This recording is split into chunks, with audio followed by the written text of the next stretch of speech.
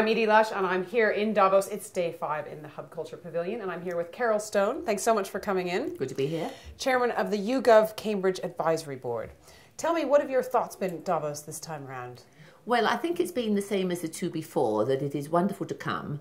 But I think this time, even more, I've had a feeling of not exactly family, they'll be going too far, but a feeling that actually people are all gathered together for the same reason, which is to learn. I think that's a good thing. And I think Klaus Schwab said once, I think last year or the year before, we're here really just to highlight issues, to just give you the idea of what we should be discussing, not necessarily to come to any conclusions. And I think that came across with more force this time. I feel I'm not a university girl myself. I didn't go to university, and my husband always says, you didn't learn to think about ideas, darling. Well, I'm certainly thinking about ideas here. The first one I went to, actually, the first session, was mindfulness. And for someone like me that brings people together all the time, always wanting people to network, it said that running faster doesn't necessarily give you the success you want. You do have to occasionally stop. A new word for me, and something that I'm really going to think about. I was told to spend 10 minutes a day, and I've done it twice since I was told, 10 minutes living in the now. Eat your lunch and think, this is wonderful texture. The surroundings I'm here are wonderful. The way I pick up my knife, the way I look at my fork, everything, thinking about my breathing, thinking about the now. I've done it twice, and it's very, very good. I haven't yet gone into meditation. That is asking a bit much. I know I'll be grabbing my pen and making a note, but I do think that's a very valuable lesson to me.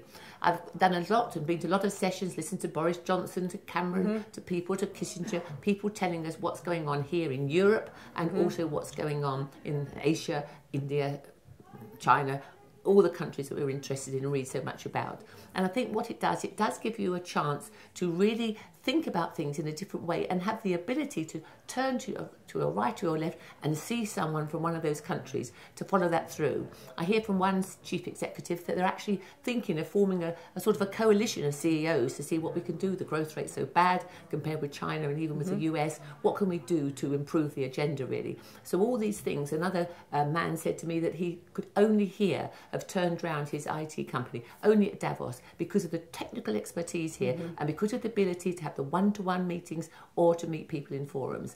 I've just come away now from an ideas lab. I think it was Science Unfolded with Nature magazine. And we were talking in my little group about performance and impact. We can all perform well, doctors can perform well, but how many of their patients die or live?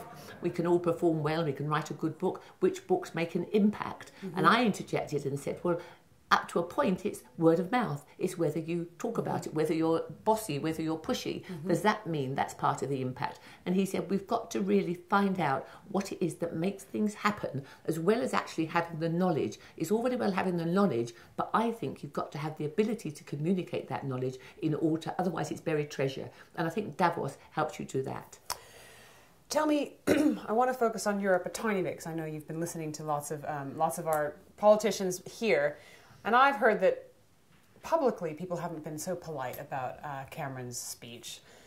But even, and privately, it seems like they're even more angry. Is that the feeling you're getting? I think I'm the sort of person that people don't tell things to. I think people think I'm an innocent, naive girl. They never tell me about their sexy habits. They never tell me their real deep truths in case I know somebody or she's bound to like them. That's the honest truth. But I do think that the feeling I've got and the feeling I've picked up, that although the Brits, as it were, feel that Cameron's doing what he can to sort of please those who are so Eurosceptic and yet helping those who want to stay in. I think a lot of the people that are outside Britain do think, what is he doing? This is fixed, don't break it. It's worked for so many years, rather like a marriage. If you can't cooperate in a coalition, how can you work? And in a way, Europe is a sort of coalition, just as the British government is at the moment. So I felt that's, no one's actually come up to me and told me that, that people, I have got the feeling that there is this sort of rather restlessness and feeling of why change things and why do this.